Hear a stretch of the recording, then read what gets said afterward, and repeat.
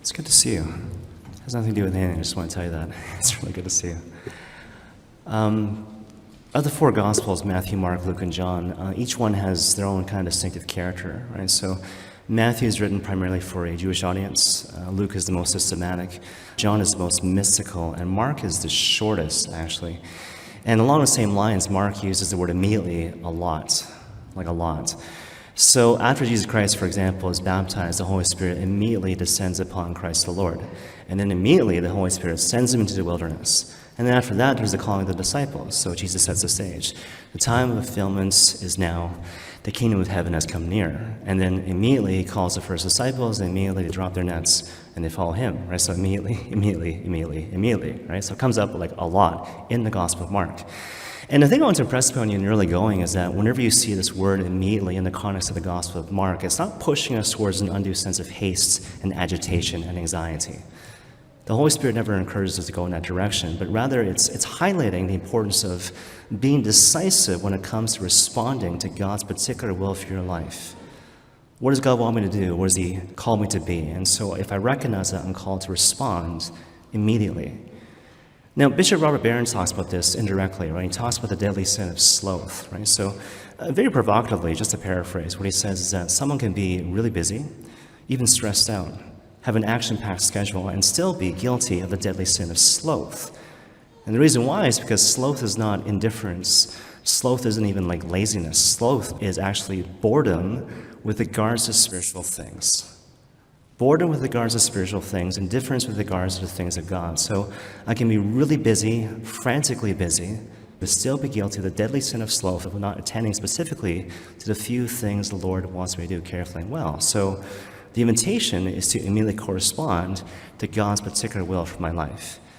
A couple examples come to mind, right? So, as I mentioned before, I think in the recent past, we're trying to introduce a variation of theology on tap at our local high school, obviously minus the booze. And so we have this panel of speakers, including myself, and we have basically a series of questions that we come up with ourselves just to get the thing going. But ideally, we're looking for questions from them, right? So we have an option for them to write questions anonymously on pieces of paper. But then during our last session, we had this thing where there was a microphone at the back. And so we told them, like, look, we're going to do our thing, we're going to answer our questions, but this is for you. And at the end, someone was brave enough to ask their question. And the question was very simple, very succinct, very economical.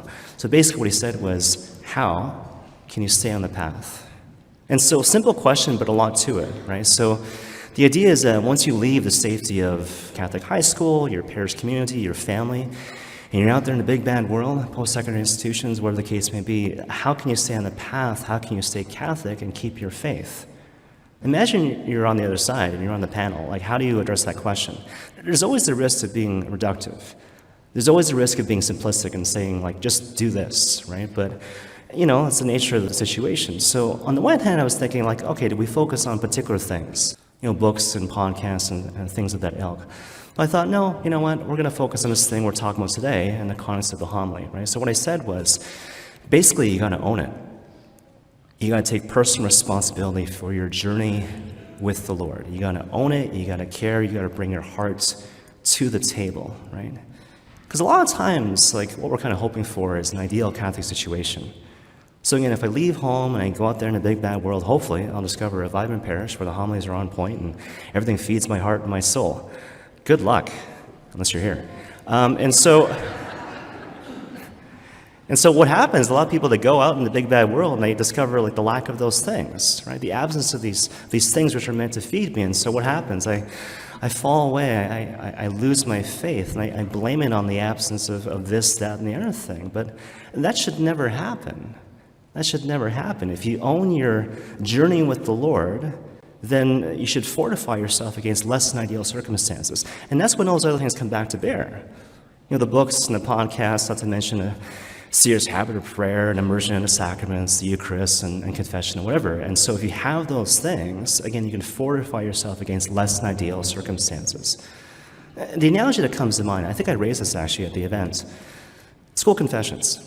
So a typical school confession goes something like this. Bless me, Father, for I have sinned. I have verbally abused my siblings. I've maybe even physically abused my siblings. I've done the same thing to my classmates. And I've disobeyed my parents. I've disobeyed my teachers. And rinse and repeat every single year, right?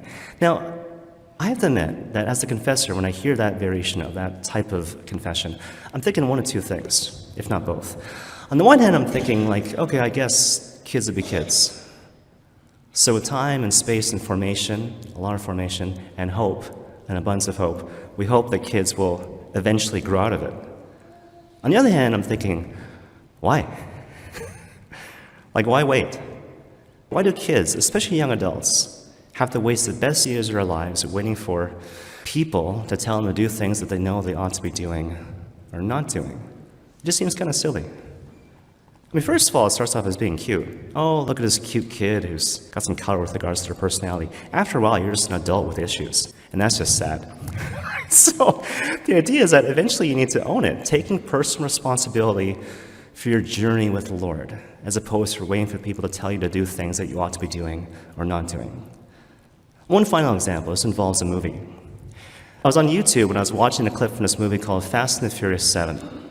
I don't pick the movies, they pick me. Technically it's called Furious 7, but who cares, right? So it's the seventh movie from the Fast and the Furious saga, which are about a bunch of people that drive cars. Their leader is Dominic Toretto, and his girlfriend is Letty. Anyways, this all comes together. So Letty, in terms of her backstory, she was apparently killed in Fast and Furious 4, but then they discovered during the end credits of Fast and the Furious 5. My goodness, she's alive. They find her in Fast and the Furious 6, but she's lost her memory. But then her memory comes back at the end of Fast and Furious 7. Okay, so the scene in question, Fast and the Furious 7, Dominic Toretto was unconscious, he seems to be dying, and so Letty is cradling his head in her arms. And what she says is like, you know what, I remember everything. I remember everything, it just came back to me in a flash. And I remember especially that we were married. We were married in the Dominican Republic. And then Dominic Toretto, in that really deep Vin Diesel voice, he's like, it's about time. And the music kicks in, it's awesome, you should watch that scene, you should watch that movie. But then she continues, and she's like, how come you never told me that we were married? And here's the kicker. The response is, because you can't tell someone that they love you. You can't tell someone that they love you. Watching the movie is worth it just for that scene, because it touches on this thing we're talking about today. The idea is that, as long as you live the Christian faith, purely from the perspective of duty and obligation, like I do these things because I have to, or I'm waiting for people to tell me to do things I know I ought to be doing or not doing, you will always be a little bit sad and a little bit frustrated. Because at the end of the day, you're not called to be a slave, you're not called to be a servant, you're not even called to be an employee. You're called to be a lover. You're called to be the beloved. And an important prerequisite to living out of this space, you need to own it. You need to care. You need to bring your heart into the equation, and no one can do that in your stead. The time of fulfillment is now, and the kingdom of heaven has come near. So you got to realize that all this time, Jesus Christ always, always was the love of your life.